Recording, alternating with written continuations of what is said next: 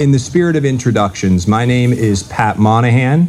I live with my wife and 3 kids, 8, 6, and 5, in Towson, Maryland, but originally born and raised in Philadelphia, Pennsylvania. Do I have any Philadelphia sports fans in this room today? Well, at least nobody walked out, so that's fair. No, but I really appreciate it, especially on a Saturday, everybody taking time out of their busy schedule to come in and learn about all of the different topics and subjects as it pertains to deep financial planning. I think that's the different thing. Let me see if I can adjust this a little taller.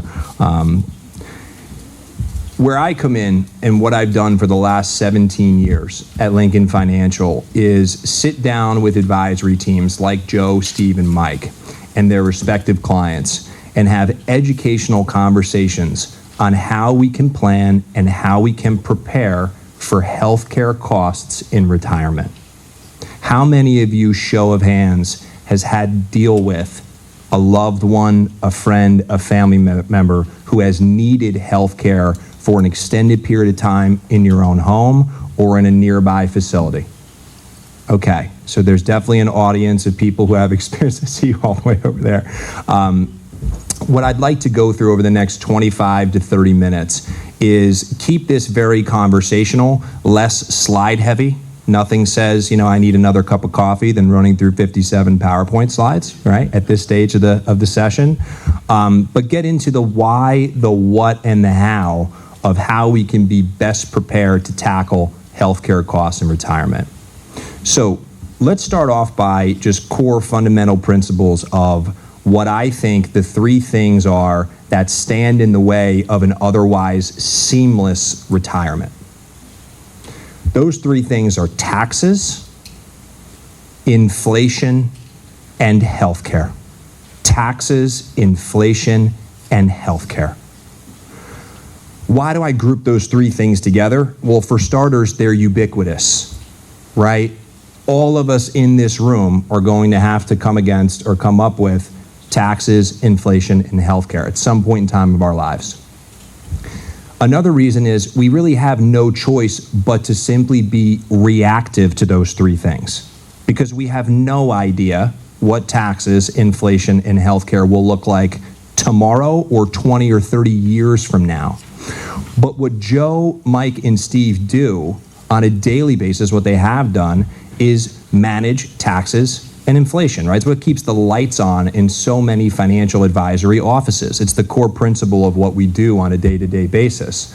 Where I come in the healthcare space is, and why I recently added that to the fundamental principles of what stand in the way of a seamless retirement, is it's getting very difficult today to go from being perfectly healthy one day to passing away the next without needing some level of care in between that. And you can plan for a retirement for decades, but we have no idea when our health will change. And those of you that raise your hand know the cost impact of what healthcare is today, and it's not going down. Unfortunately, we're going to get into why it's not going down, but just wanted to sort of start this and kick things off with why we weave this in to the financial planning categories and conversations we're having on a daily basis. Okay, so let's talk about healthcare costs at a very high altitude.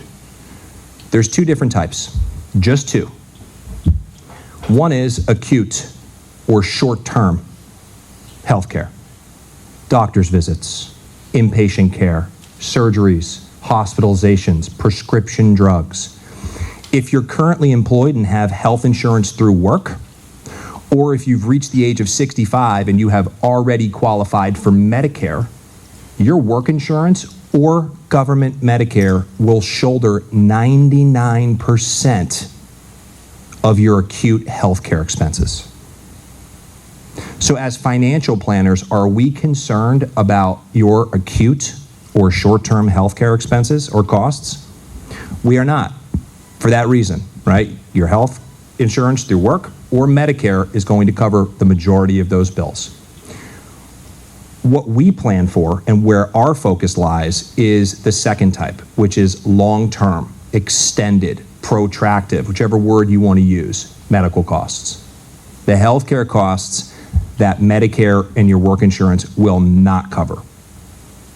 And by definition, if I can just, I'm going to breeze through this here.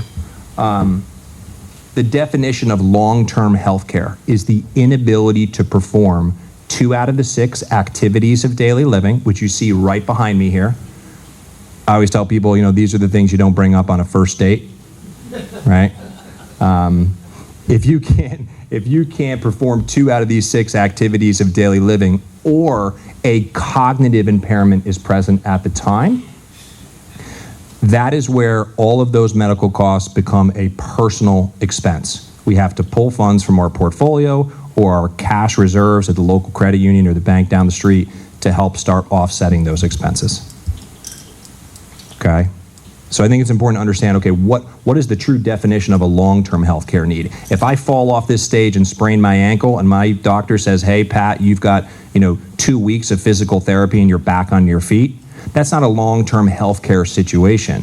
If I fall off this stage and I break my hip and I need 9 to 12 months of rehab and physical therapy, it is long-term because I can't perform 2 of these for a period of 90 days or more. My prescribed plan of care was longer than 90 days. Does that make sense? Just want to make sure we're clear on the 2 different types of healthcare costs. Now, when it comes down to the costs of healthcare, I've been in the DMV area now for 10 years. Lived in Philadelphia for longer than that.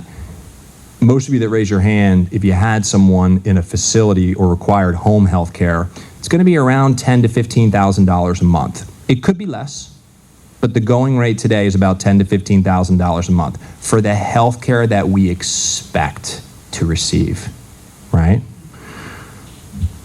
Quality. Where do we see that going over the next 2 decades? Unfortunately, up. And here's why. We've got the baby booming generation, right? 10,000 people turning 65 every single day. The average age for someone to require long-term health care today is 83 years old. So where does my mind go? It's not 10,000 people turning 65 today. It's 2 decades from now.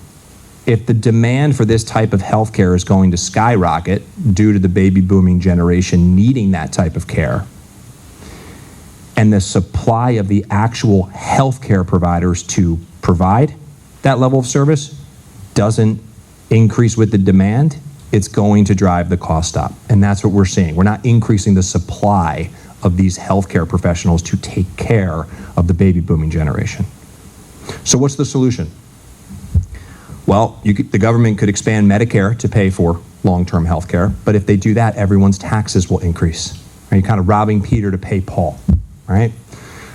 The second would be to incentivize a 22 or 23-year-old nursing graduate to go right into geriatric care, which they typically don't when they graduate from nursing school. It's typically the 6th to 9th inning of their career. Or you allow qualified assets, IRAs, 401ks, to go into long-term healthcare insurance plans and give the tax break on the distribution of those funds. That, to me, if I was sitting on Capitol Hill, would be the easiest way to solve this problem. But there's no bill, there's no law or anything currently in the works to do that. So what we try to do is just sit down and say, okay, if you needed that type of care tomorrow, help us understand as your advisory team where we're going to pay for it. Is it the money that we're managing here at Harford Retirement Planners? Or is it the money down the street? Do you have a rainy day fund? I know I do, personally, at the bank where I would go to if I needed care tomorrow. And that helps us with the planning, right? It's, okay, if it's coming from the portfolio that we're managing or the rainy day fund, now we can really sit down and get on our front foot here and plan for this in the future. But I think we can all universally agree that healthcare costs are not going down anytime soon, right? Our country spends 20% of its GDP on healthcare alone.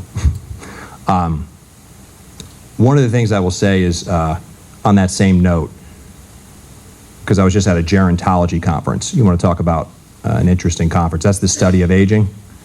I needed a lot of coffee during that 4-hour presentation, a lot of coffee. But what I found unique was there was a doctor from Harvard who got up and said, the cost for Alzheimer's, so we're talking about one specific medical condition, Alzheimer's, the cost of Alzheimer's in the next 2 decades to 3 decades will equal what our country spends on our defense budget annually, which for reference is $1 trillion. I found that fascinating. And my wife, I kind of have a front row seat to this. My wife works with the oncology departments of hospitals here locally, Hopkins, GBMC, Mercy, University of Maryland, you name it. And she does tumor testing on cancer patients, and they run AI genetic sequencing on it to see what type of medicine and treatment should be used for that cancer. So where I'm going with that is, I think through modern medicine and what's happening in the biotechnological space, we will all live longer. So if we're going to live another 5 to 7 years on average, that's great. But do you think we'll need some help during those last 5 to 7 years? Probably. Probably. So what can we do to plan for this? As I said, we're going to rip right through this.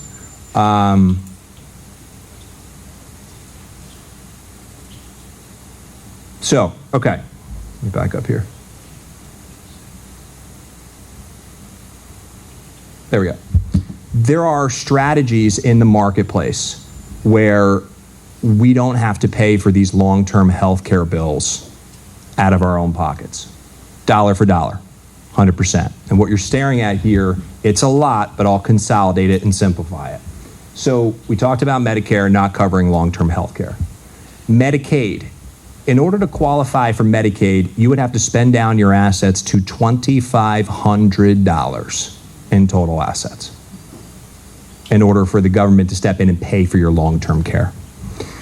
We try to avoid that at all costs, right?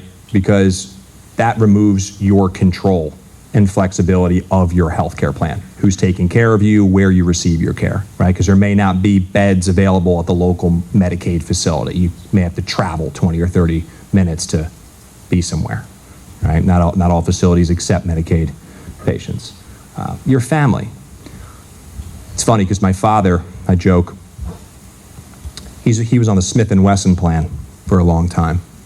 For those of you who know what that means is if I get sick, going out back with my 12 gauge and that's it, right? It took my brothers and I years to talk him into actually putting a plan together if he were to get sick and need long-term health care. Years. But I'm glad we did, because I share with you that my wife and I have an 8, 6, and 5-year-old. I love my father. I do. I'd do anything for him. But don't put me in that position, right? I'll coordinate your care, but to ask me to stop my life where it is today and physically provide it, that's a tall ask, right? My wife needs her husband, my kids need their dad right now, right? So a lot of this is a family discussion. It's not just husband and wife or individual. It's everybody involved. Traditional long-term care insurance, some of you in this room may own that already. John Hancock, Genworth, Unum, Bankers Life, through your work. Right, show of hands, does anybody own any of those plans? There you go, okay, a couple people in the audience, right? I call those the Generation 1 plans, right? That was the first thing that came to market 20, 30 years ago. Very similar to car insurance, very similar to homeowners insurance. You pay an annual premium to those companies, and if you needed those long-term care insurance services, they would pay out a daily, a monthly, and annual benefit to help you offset those bills. Now, there was nothing wrong with those programs at the time. There's a lot of those plans I review on a daily, weekly basis, and people are in really, really good shape. What's available now just has a lot more flexibility and a lot more versatility in terms of if you needed the care, there's benefits available, but if you don't, there's a way to get your money back or pass money on to your family. Whereas before, go back to car and homeowners insurance, we all own it. But if you don't get in a car wreck or a tree doesn't fall on your house, you're not seeing any money returned to you from the insurance company, ever, right? You need the event to happen for you to receive the benefits. What's available now, on the very far right, hybrid long-term healthcare plans. So hybrid long-term healthcare plans are a combination of healthcare benefits if you need them, but if you don't, you can either pull your money out of them, so liquidate the account, get your money back, or hold the money in that account and pass it to your wife, pass it to your kids, tax-free as part of your broader estate plan. So a lot more flexibility around that. I really refer to it as kind of like a 529 plan for healthcare, right? I think about my kids, my wife and I have been pumping money into 529 plans every year. Why does anybody do that? Why does anybody fund a 529 plan if they can do it? Somebody shout it out at me. Pay for college. What does the government do, though, in a 529 plan? What's the break we get in terms of paying for education? Taxes. That's it. One word. There's a lot of people that can pay for their children's future tuition bills off of their investment portfolio, but the prudent financial planning strategy to pay for that same exact cost is through a 529, because you can invest in the market, but defer all taxes, and then pull all the money out completely tax-free for that specific expense. That's what's available today for long-term health care. You just substitute long-term health care for tuition. So we view that as very much a part of your overall asset allocation, meaning all of your investments in your portfolio, just sort of like a healthcare carve-out of when you need those services, we would go to that fund because it's the most tax-efficient way to pay for those healthcare bills in the future. Okay. Key differences from this approach today to what was available before. You can make contributions into these hybrid accounts per year or one time, and it's fixed, meaning those contributions cannot change per year.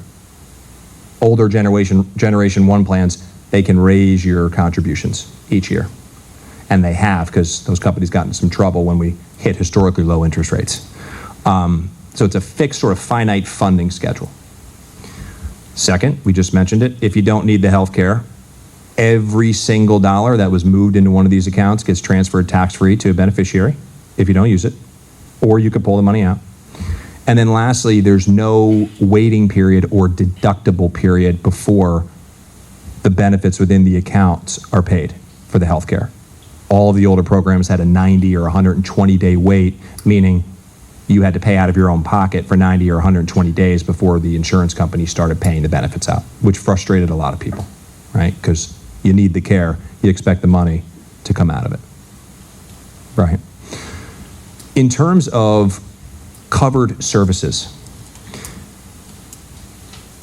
if you ask me where I would like to receive my care in the future, it would be in the comfort of my own home. I mean, without question. COVID certainly shined a spotlight on traditional nursing home models and the inefficiencies under their roofs. There was a Wall Street Journal article that came out many years ago. I mean, we're already starting to see occupancy rates at traditional nursing homes decrease. Where people prefer to receive their care is in their own home or these CCRC establishments, continuing care retirement communities. It's kind of like adult college. It's essentially a 55 and up neighborhood, but they're built around shops, restaurants, golf courses. You still get that independent feel and living. But if you needed care, there's a building within that community where the first level is maybe physical therapy, the second's respite care, the third is assisted living, the fourth is hospice, right? You have care a golf cart drive away. I always joke with my friends, I go, this would be lovely if I had 2 or 3 of our closest friends and family members, let's all just go move into one of these communities, have some fun until we all need the care. But that's the 2 main areas where we see people receive care today. And you can use benefit funds in these hybrid accounts to pay for home modifications. So if you need a seat in the shower installed, ramp for a wheelchair, you can use the funds to hire a contractor to come in and modify your home for that. I know this isn't an exciting topic, right? It's not. But it is critically important, in my opinion, to have a conversation with your advisory team, with your family, about if this were to happen, what is our plan of care?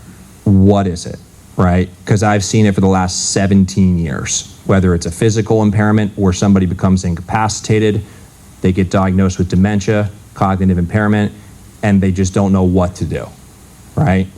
And if you're curious in terms of the probability of needing care, 70% chance. There's a 70% chance we're all going to need some type of long-term medical care. Now, look, I like to think I'm part of the 30% as well. I think we all do, that doesn't need the care. But the reality is that's a pretty high probability. So, let me just show you here. Seeing the cost? Trivia question. What's the most expensive state in the United States for long-term health care? What do we think? What'd you say? I said, the skilled nursing and nursing home. What state? I would think that we're pretty high up there. Maryland's high, but what's the highest you think? Harford. California's right up there, close. It's a total outlier state. You wouldn't think about it, to give you a little bit of a hint. New York. Close. Hawaii was close. What's Alaska? Who said it? I wish I had a ShamWow or something to send out to you. It's Alaska. So don't get sick when you're in Alaska. That if you remember anything today, right? Don't get sick. New York is up there as well. No question about it. In terms of what you're staring at here, home care, assisted living, alternative care services is if you need to hire someone to do things around the house, right? Not full-on, hands-on medical assistance. If you needed someone to go get groceries, cook a meal, mow your lawn, those are all things when you need this health care, you can't do anymore. So that falls under sort of the jurisdiction of needing the care as well.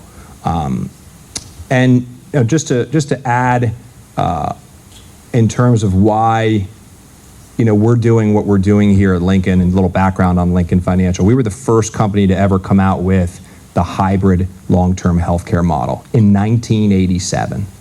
We've been around since 1905. We actually got the naming rights of our company from Abraham Lincoln's son. We're that old. But we started this model because we saw where the demographics were going. And again, if you remember anything from today, right, just know that there are options in the marketplace out there that are similar to a 529 plan, but for healthcare related expenses. They are very much a part of your total asset picture, not expense picture, right? My car insurance, homeowners insurance is under the expense column of my balance sheet. This is not. This is right there with the 529s. This is right there with the Roth IRAs, right there for a specific expenditure in the future. So a lot of flexibility, a lot of versatility. And if you want to have a deeper level of conversation and education, I would encourage you to reach out to Joe, Mike, and Steve. For context, in my role, I have 4,800 financial advisors in my marketplace. It's a lot, right? What I tell everyone is, there's a lot of financial advisors that can throw the ball. There's very few that can design the entire playbook, okay? The people in the back room can do that. That's why we're here. That's why we're doing this. It's advice beyond boilerplate investment, okay? That's really critically important. I joke with my wife when we go out to dinner, and I'll end with this. When we go out to dinner, which we're actually going out tonight, because my parents are coming down from Philadelphia to watch my young ones, so we can't wait for that because we never get any time to ourselves these days. We always sit at the bar when it's just something we've always done. I'm a social person. I like to strike up conversations with people, understand maybe their story, what they did in life. And one time somebody leaned over and was like, oh, so you're like a financial advisor. Like, well, not technically. I'm kind of like I stock the shelves. They're kind of like the grocery store kind of thing. But I said, I'm a really good person to talk to if you're looking for one, because I work with so many and I know the ones that really roll up the sleeves and care about their clients and go deeper. And in today's world, that's what you have to do. So with that, hopefully this was educational, informative, interactive. I appreciate your time again. And I think in the spirit of time, guys, we'll probably transition to the next speaker, which is Eric on estate planning. But if you have questions, I'll do my best to hang around afterwards. But again, thank you very much for your time. Appreciate it.